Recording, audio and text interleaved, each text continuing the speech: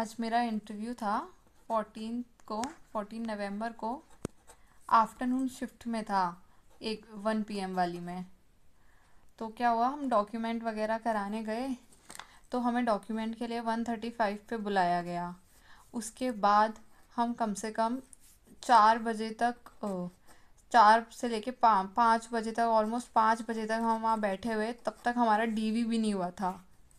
और जो मॉर्निंग वाली शिफ्ट थी, जिनका 8 बजे चालू हुआ था सुबह, उनका चल रहा था दोपहर दोपहर के 4 बजे तक।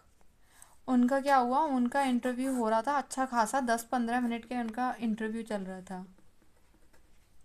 और हमारा इंटरव्यू 5 बजे, तो फिर हमारा डीवी के लिए बुलाने लगे। तो हमारा डॉक्यूमेंट वेरिफिकेशन ही 5 बजे चालू हुआ। और हम कम से कम राजस्थान में हुआ था हमारा। तो जोधपुर में हमारी शिफ्ट में कम से कम 80 बच्चे थे। 5 बजे हमारा डीवी चालू हुआ। फिर डीवी के लिए गए। उसके बाद मेरा सीरियल नंबर 12 था। और वहाँ 3 पैनल थे। हर पैनल में 6 मेंबर बैठे हुए थे और मेरा 12 था। तो मेरा नंबर आया डीवी के बाद। 5:30 तक मेरा डीवी हुआ होगा। मेरा इंटरव्यू हुआ फिर 6 बजे।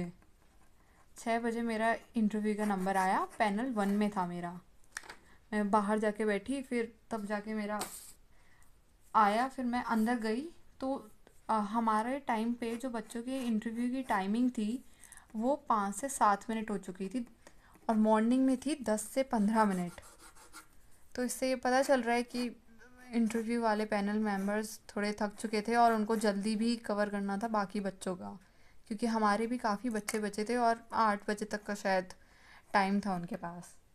फिर मैं गई और एक जैसे होटल रूम होते हैं ना, यहाँ गेट था, यहाँ ये कॉरिडोर था। यहाँ 2 सोफ़े थे, यहाँ 2 सोफ़े थे, यहाँ 2 सोफ़े थे। एक सोफ़े पे यहाँ मैम बैठी थी और यहाँ एक छोटी सी टेबल थी। और यहाँ आपकी चेयर लगा रखी थी, बहुत पास ही थी उनके, ज़्यादा डिस्टेंस नहीं था। और यहाँ सामने वो सर बैठे थे जो जिनके पास फॉर्म था। फिर मैं गई तो मुझे तो लगा वो इंट्रोडक्शन वगैरह कुछ पूछेंगे, पर इंट्रोडक्शन कुछ पूछा ही नहीं। सीधे बस हाँ आप हो। फिर उन्होंने मुझसे सीधे मेरे गांव के बारे में पूछा। फिर फिर उसके बारे में पूछा कि वहाँ का क्या फेमस है। फिर उनका पहला क्वेश्चन ही यही था कि आपके गांव की क्या चीज़ फेमस है। यही था उनका पहला क्वेश्चन। फिर उसके बाद इंट्रो तो लिया नहीं, तो वो अब डाउट में थे कि क्या पूछें। तो फिर उनने पूछा कि आपका ग्रेजुएशन कहाँ से है। फिर मैंने बोला इंजीनियरिंग से की है। तो फिर उनने यही सब पूछा कि कौन सा कॉलेज है। फिर कॉलेज पूछा। फिर मैंने बोला कॉलेज ये है। फिर यूनिवर्सिटी के बारे में थोड़ा पूछा कि अच्छा आपकी ये यूनिवर्सिटी है। फिर उसके बारे में फिर सर ने मैम को बोल दिया कि मैम आप पूछो। तो मैम ने मुझसे सुकन्या समृद्धि योजना के बारे में पूछा डिटेल में। तो मैंने उनको पूरा पूरा डिटेल में बताया। उसके बाद उनने उसके पूछे कि इससे क्या फ़ायदा होता है, वो सब बताओ। फिर वो सब मैंने बताया। फिर उसके बाद मैम ने सेबी का बारे में पूछा कि सेबी क्या होता है, ये क्या होता है। फिर क्या हुआ, फिर एक सर थे, उनने मुझसे डिफेंस का पूछा कि जो तीनों आर्मी के हेड होते हैं उसको क्या नाम दिया गया है।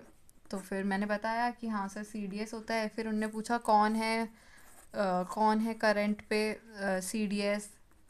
फिर उसके बाद उनने पूछा कि पिछले जो सीडीएस थे वो कौन थे। फिर उसके बाद अ, फिर उन्होंने मुझसे फिर एक ये सर ने पूछा, फिर एक ये सर ने पूछा, एक ये सर ने पूछा, एक सर ने पूछा।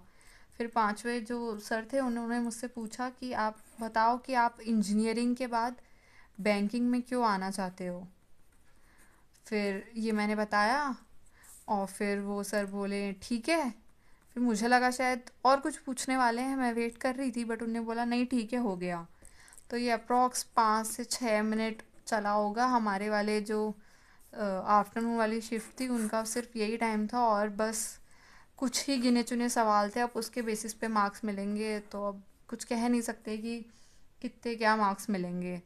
हालांकि बैंकिंग का भी बहुत पढ़ के गए थे बच्चे, इंट्रो भी प्रिपेयर करके गए थे, वहाँ से कुछ नहीं, कुछ भी नहीं, बस जो उनका उस टाइम उन्हें सूझ रहा था वो उन्हें पूछ लिया। मार्क्स पता नहीं किस बेसिस पे मिलेंगे, तो अब देखते हैं रिजल्ट आए तब। तो ये मैंने आपसे अपना इंटरव्यू एक्सपीरियंस शेयर किया, मेरा 14 को था, ताकि जो नेक्स्ट 15 और 16 को जिनका होने वाला है उनको थोड़ा फ़ायदा मिले, क्योंकि आप इतना सब कुछ प्रिपेयर करके आते हो और आप पूछा आपसे कुछ अलग ही जाता है। तो मैंने ऑनेस्टली शेयर किया, लोग करते नहीं हैं। हमारे टाइम जब इंटरव्यू से बच्चे निकल के आ रहे थे तो वो शेयर नहीं कर रहे थे डिटेल्स, वो बता नहीं रहे थे ताकि नेक्स्ट बच्चे को फ़ायदा ना हो। हम आपसे शेयर कर रहे हैं, तो प्लीज़ ये याद रखिएगा, do subscribe to our channel और लाइक करिएगा और शेयर करिएगा ताकि और बच्चों को हेल्प मिले इससे।